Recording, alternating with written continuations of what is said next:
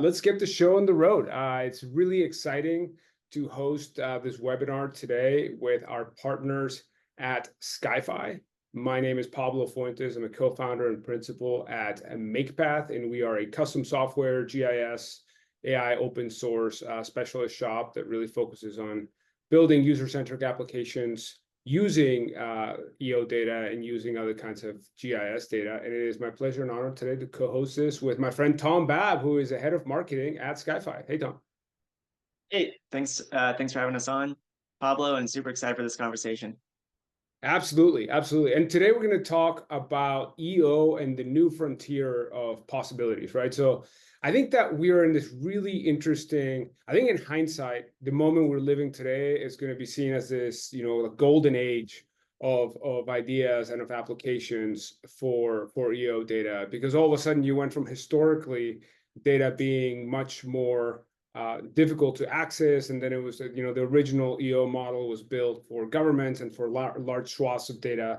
And I think we're really entering the golden age of possibilities. Well, Y Combinator released its list of startup requests for 2024, and number 7 was building businesses around satellite applications. So, Tom, what are you seeing in the market right now? Kind of as you mentioned, we're seeing a big change right now in the markets from focusing on government, and then now seeing a lot of change that's focusing on commercial. So at SkyFi and just in general across the industry, we're seeing a lot of commercial applications popping up between a variety of industries that are really using it to layer data into their existing workflows. So there's a lot of companies that have workflows via APIs and other connections set up already, and they're finding geospatial data as a new way to kind of layer in more information, especially with the near real-time aspect and the situational awareness to know what's going on across the world, especially in the remote locations where they cannot be. That's great. Well, let's get the party started. I mean, really, this is one of the things, we've been kind of summarizing a lot of these changes, but there's this idea of a seamless UX to be able to deliver images directly through API connections, which is there too. But really, there's a newfound transparency and flexibility in pricing models and in accessibility. And really a big one too, we'll cover in some of these use cases, is the ability to have smaller AOIs, right? And thin slice over time, which I think is something that historically was much more difficult because of the minimums that existed, right? Absolutely. So when you're working with the government, they have a bunch of money and they can take massive images, even if they're looking at a smaller AOI. But when you see the adoption of commercial businesses, we're seeing that they want very specific regions that they're looking at, and they don't want to pay for massive swaths of land. And instead, they want to see only what they care about. And so a lot of this commercial adoption is seeing just smaller swaths of land and being able to actually know what you're paying for upfront so you can budget for your project ahead of time instead of locking into these giant contracts where you really don't know what you're getting until you lock in. That's great. That's great. So today we're going to cover a few different use cases and the kinds of use cases and applications that we're seeing. And we really want to make sure that we have some time for Q&A, because we want to hear from our audience. What are the things that you are seeing out there and the kinds of use cases that you are coming across? We have a really high-end audience of lots of people working with applications. But we're going to cover disaster response, maritime navigation, oil and gas exploration, real estate development, kind of related to that, the idea of construction progress monitoring and mining operations, and then we'll wrap up with some military and defense ideas. But let's talk a little bit about disaster response, right? So this is a really interesting, it's a dynamic image here. What are we seeing, Tom, and what was the application here? Yeah, so this is a GIF of an optical image and then a synthetic aperture radar image provided by Umbra. And what we're seeing here is we're essentially able to see through the smoke. This is a picture of Maui during the Maui fires last year. And the real application for synthetic aperture radar and some of the new sensors that we're seeing coming into space right now is being able to get near real-time, almost real-time imagery during disaster response. And we're able to provide this imagery and this data back to the people on the ground that are able to make real-time decisions without having to put themselves in harm's way. So a lot of this is kind of an eagle-eye view of what we are seeing in real time, provided for disaster response, and then planning future planning of what's going on. That's awesome. That's awesome. And then what about this one? I know this is one that you were really excited about with maritime navigation, right? And that image in the bottom left is one that people may recognize because the event there was all over the news. Yeah, absolutely. This is one of my favorite use cases when I'm talking with friends and family who may not know a lot about geospatial data. And it really kind of emphasizes the value of what we're able to provide and what the industry is currently doing. So on the left side here, we're looking at the Suez Canal blockage that took place in 2021. If you remember, it was around COVID time, and it really disrupted the markets all over the world. Billions of dollars lost every day with just this ship clogging up the canal. And so what we're looking at here in the value of geospatial data and imagery around the canal and trading and maritime navigation as a whole is understanding how these blockages could work, trying to predict them ahead of time, and then also trying to understand when they're going to open up. So, for example, with the Suez Canal blockage, if a trading firm knew when the blockage was going to take place, open up, etc., they could trade on that information. Logistic companies could know when they're going to be able to operate efficiently again, etc. So there's a lot of industries that are impacted by maritime navigation, not just logistics and trading. Yeah, and mechanically speaking, this is something where you would do like a tip and queue process, right? To go ahead and task the satellite. How would I mean, how do you guys, because one of the things that I think is fantastic is how you guys enable that sort of flexibility. How do you enable that?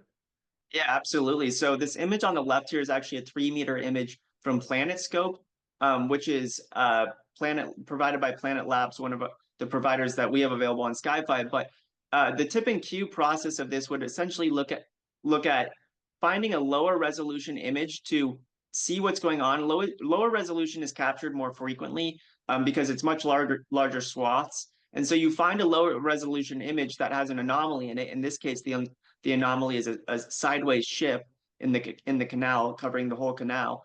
And then you can say, we want to see this in higher resolution. Let's task a satellite. So a lot of the tip and queue process is starting with lower resolution imagery that's captured more frequently. Sometimes it's free as well, like Sentinel-2 imagery. And then once you find the anomaly in the image or something that's looks particularly interesting, then you task a satellite and figure out what's going on. Right. And finding those anomalies, right? That's where the details of how do you exactly do that? That's where building applications that do that so you don't have to be manually looking at things. That can be a powerful thing as well. Absolutely. There's a lot of machine learning stuff that's popping up all over. Hugging Face is a great place for that. There's a bunch of them online where you can essentially uh, take these images, run them through a machine learning algorithm, and it'll look for the pixels that might have anomalies within them, and then kind of show those to you without you having to look at every single image individually. That's awesome. That's great. Well, let's talk a little bit about oil and gas exploration. So a few different careers ago, I did some work as an analyst in EMP in the oil world. So I know that industry has been using satellite imagery for quite a while.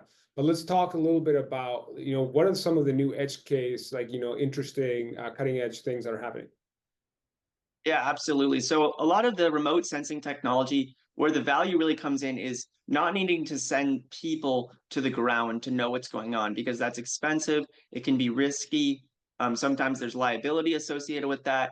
And so something that's really helpful for geospatial data is exploring oil and gas on the ground, especially with new sensors that are coming out like hyperspectral and multispectral. So being able to see kind of what's going on beneath the surface of the ground by looking at minerals that are on the surface. So hyperspectral is really interesting. That's coming into play very shortly here with companies like Pixel. Loft Orbital is providing hyperspectral. And so being able to essentially see these spectral bands that the human eye can't see with programs like machine learning and different technologies like that have really opened up what companies are able to see around the world without having to actually send people.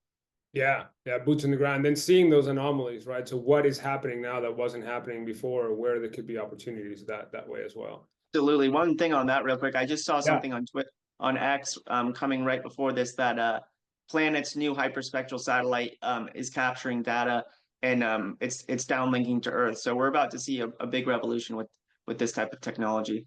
right. And like what is possible now that you can, get more data, more bands.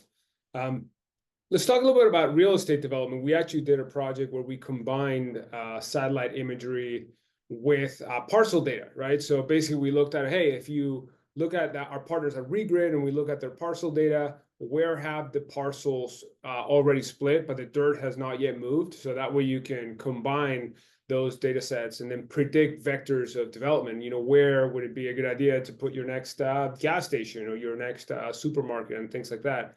What other ways are you seeing EO data used in real estate development? Yeah, so this one really comes down to resolution and smaller AOI sizes, area of interest, as we talked about kind of at the beginning. But most of the real estate development that we're seeing with customers and then just overall across the industry is people looking at individual acres or blocks of land. And so they want to see what's going on, what that development looks like. And it's not always homeowners or real estate developers or property management people. Sometimes it's the competitors of those groups, or it's traders trying to understand when a project is going to be done or why it's stalled, or it's a logistic group trying to figure out when they're going to need metal next. So there's a lot of different kind of industries that are impacted by one single industry. We'll see use cases span in multiple directions across one industry that you might think is just very, very niche, but in reality, it's not. Got it. Got it. No, that makes sense. And related to real estate development, we have this idea of construction progress monitoring, right? And this is something certainly we have talked to some of our clients about using satellite imagery to make sure that they can monitor construction without sending boots on the ground. And that this can be in an urban area, but really becomes even more valuable when you're talking about construction of plants or roads in faraway areas where sending people in person becomes more expensive. But what are we seeing here? What progress? What images are these? This is the Lo-Fi Stadium being built, and it's 4 images from planets data set that essentially shows change over time at the mass extreme, right? And so this obviously speaks for itself in terms of what you're able to see with change over time. But as I mentioned before, you don't just have the Lo-Fi Stadium interested in this. There's all of these neighborhoods that around this that are impacted, whether it's restaurants or parking lots, etc. So being able to kind of track the project over time is something of value to many different people. Yeah, yeah, absolutely. And that's something that we certainly have noted in our conversations with clients. When you had minimums that were very large, and you have the size of a stadium is really what you care about, or the adjacent area, but you're forced to buy larger amounts. That's not really economical. But if you can thin slice smaller AOIs over time, areas of interest, that's really valuable. Absolutely. That's great. Let's talk about mining. Again, this is another one similar to oil E&P. I think one that's been using EO data for a long time. But there's as you mentioned, with more hyperspectral bands and other types of data being collected, all of a sudden, I do think we're about to see a revolution in use cases for mining as well. What are you seeing there? Yeah, with mining, there's kind of two sides to it that we see a lot of, which is proactive and reactive on the mining sites. So proactive would be trying to scope out the next site and what's there without, again, sending boots on the ground and having to put people in harm's way, especially in, let's call it the Amazon rainforest or different places where mines are popping up. And then on the reactive side, there's a lot of compliance issues that go around mining, whether it's deforestation or keeping the air clean or keeping the soil clean. So companies being able to prove that they're following compliance issues and compliance regulations around the world has been really valuable for mining companies. Yeah.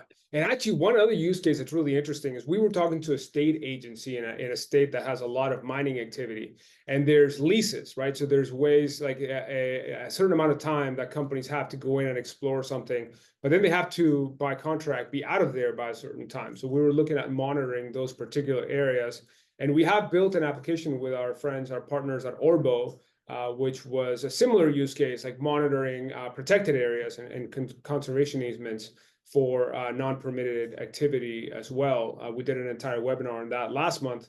But yeah, again, this, and I think that as we were talking about the different bands and being able to identify moisture levels and being able to identify different signatures from different types of soil is also, I think, going to have a big impact and what's possible here. I'm really excited to see this next year, so a lot of what these use cases bring.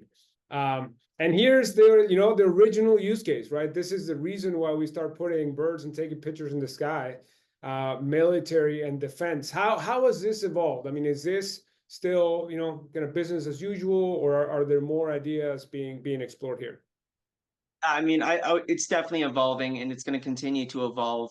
And one really good example of that is what Albedo's doing with 10 centimeter resolution with satellite imagery. And so there's portions of the world, an example is North Korea, where we don't know anything of what's going on, more or less, because they have such tight security, but it's also potentially a geopolitical threat to many different nations. And so being able to see what's going on in the world in different parts of the world in super high resolution and being able to task is definitely a change that's coming, and that different countries are going to have to protect for. One interesting use case that we saw, that I think very interesting, it doesn't fall extremely under, well, yeah, it is military and defense, is Russia was actually putting up sensors, reflecting sensors. I don't know if it's metal or what it was, but they're putting up um, fake planes on their runways made out of metal to make Americans think that they have more planes when they do SAR detection. So they're seeing reflectors just like they would with planes,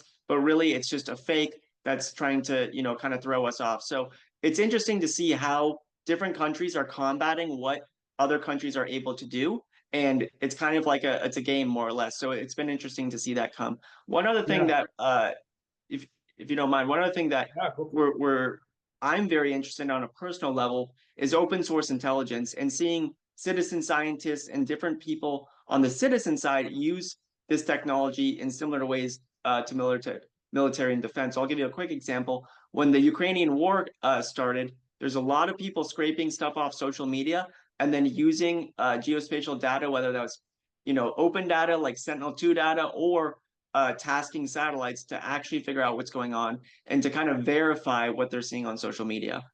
Wow. So it's kind of like crowdsourced ground truthing or something. Yeah, that's really interesting. Absolutely. And social media is essentially just another layer of data for the public. So as you mentioned, you're using parcel data for construction and real estate development. And the open source intelligence community is using social media data as their layer of secondary information. Wow. Wow, that's fascinating. I do want to make sure that we only have a half hour today. I want to make sure we get to the Q&A portion. Let's talk a little bit about SkyFi and about Makepath and what we do and what our interest is in this area, and then we'll open it up for our participants. Absolutely. Thanks for plugging us here. But at SkyFi, we are focused on trying to make geospatial data and analytics more accessible to commercial markets, and then make it easier for everyone to use. So we enable you to do tasking, access archive imagery. We also have open data available, which is free data available on our platform. So if you don't know where to get started, I would get started there just so you can tinker around. And then we have a suite of analytics as well. So we're bringing in partners like Makepath to help us understand and make sense of the data and actually get to the answer. Yeah, absolutely. You want to talk a little bit about the breadth of your coverage? Really impressive. Yeah, absolutely. So we're built off of partnerships. We're building a platform that makes it easier, but the whole thing is run by partnerships. And so we have access to a virtual network of over 150 different sensors, whether that's balloons, planes, or satellites, and we'll be integrating even more in the near future. We have 3 sensor types: optical, multispectral, and synthetic aperture radar, a variety of resolutions, and then we deliver the data to you as fast as we possibly can, most of the time under 24 hours for archive. That's great. That's great. And yeah, for Makepath, what we do is really the process and execution of developing data-centric, user-friendly products, right? So we have an expertise in GIS and AI, and then we're experts in open source Python.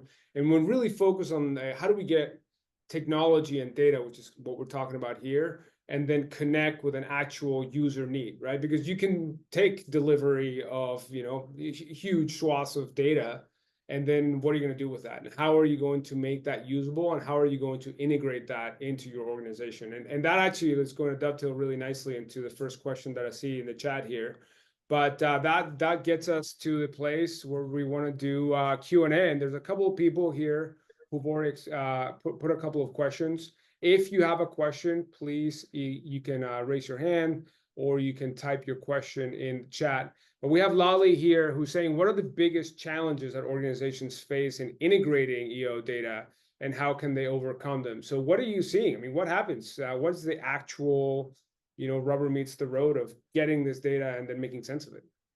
Yeah, absolutely. I would say the one that's changing the fastest, the challenge that's being overcome the fastest is connecting directly to a workflow. And so having API access is really important. Most of these larger organizations already have their own API, they have their own workflow, and they're just trying to figure out how to integrate data as fast as possible. So API access is huge. And then the other one that's a big challenge is budgeting. And so transparent pricing has been a big change for that, and being able to see upfront before purchasing anything what you're getting involved in. Probably 10 years ago, or maybe even less, when you wanted to buy imagery, you're buying into massive contracts. And so you didn't really know what you're getting involved in. You kind of were wasting time and money sometimes. And so now it's a much more of an a la carte approach where you can just get what you want when you need it and plug it right into your workloads. Yeah, I love the experience. It's almost like, buying toothpaste on Amazon where you go in there and say like, hey, here's what I want, and then you just get it delivered. And you don't have to wait a long time or deal with a lot of emails and so forth. We do have a great question here. That is, how do you see AI and machine learning evolving the analysis of geospatial data in the next 5 years? And I can talk a little bit to that, but I'd love to hear what you have to say too. We are contributors to the open source ecosystem, and we've been working a lot with SamGeo, right? So Meta has this model called Segment Anything, and then there's an entire extension called SamGeo that you can use with Python. And we have a blog post on our blog actually talking a little bit about that. But I think the ability to identify and segment what you want to see in an image is really exploding, and it's going to continue to go up. And it's really all about that anomaly detection, right? I remember when I was at the Planet conference last year, and they were talking about how they were tracking that balloon, the weather balloon that wasn't supposed to be there, and people were finding it on it. And I know that right prior to us starting on the webinar here, John Metzger was talking, and you were talking about the idea of finding. I mean, it's kind of UFOs, but what's it? There's a nicer. UAP, What is it called? unidentified aerial phenomenon is the new Sure, name. sure. So how do you see the role? What are you seeing in terms of AI and ML for that? Yeah, absolutely. So one thing we're seeing that I like a lot is just kind of indie developers building their own things on open source data. So as you mentioned, you're working with open source data. There's a lot of data out there. Yeah. And the hardest part, kind of the biggest challenge, I would say, with building the models is actually accessing the data. And so that's why you're seeing a lot of people building towards open data models. And Yeah. in reality, we need a lot more of the satellite companies with higher resolution to open up massive data sets, kind of like what Umbra is doing, so that there could be more models built on top of it, because training is the hardest part and the most expensive part Yeah. with building the models. But yeah, when it comes down to it, it's anomalies and answers. So what we see a lot of, and what I think the industry is moving towards, is just getting an answer. It's a yes or no answer. It's not, you'll never, ideally in 5 to 10 years, you're not looking at any images. You're just looking at a text box that generates an answer. And that's what the data is powering. Yeah, and that's one of the really interesting things that we found when we were building Orbo, which is that application for identifying what's going on with conservation easements and whether that activity is allowed, is that we initially started thinking that the satellite image was going to be the center of this application. But really, the conservation easement, the area of interest, became the center of the application. And then you were interacting with the data and getting answers from the data, but the central unit was the actual conservation easement, right? And that's something that wasn't obvious in the beginning.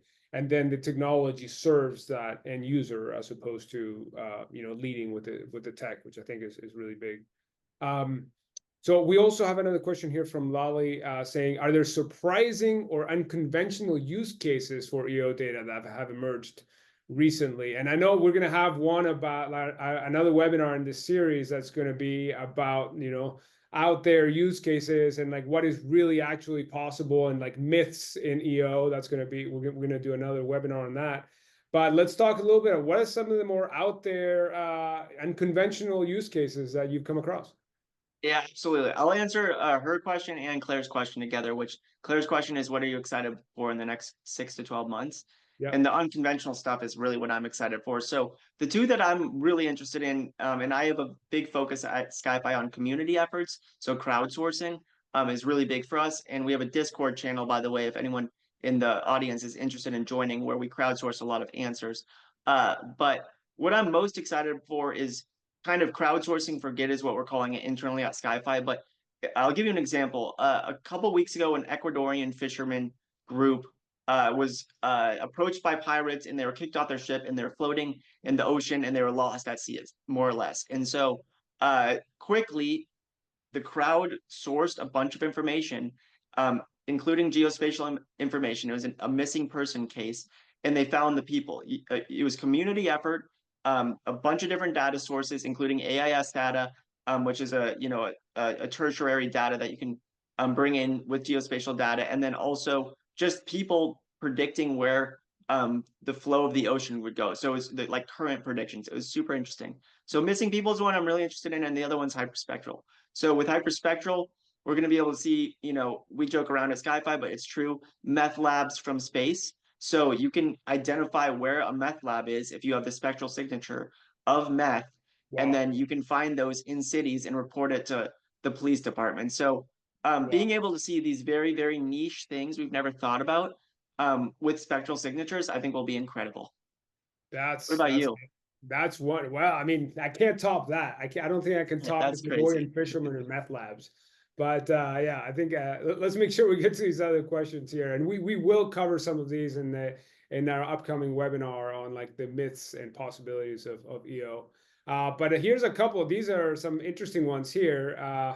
Will SkyFi be successful in putting pressure on providers to allow direct link to archive and imagery for AOI level processing through an API app on SkyFi?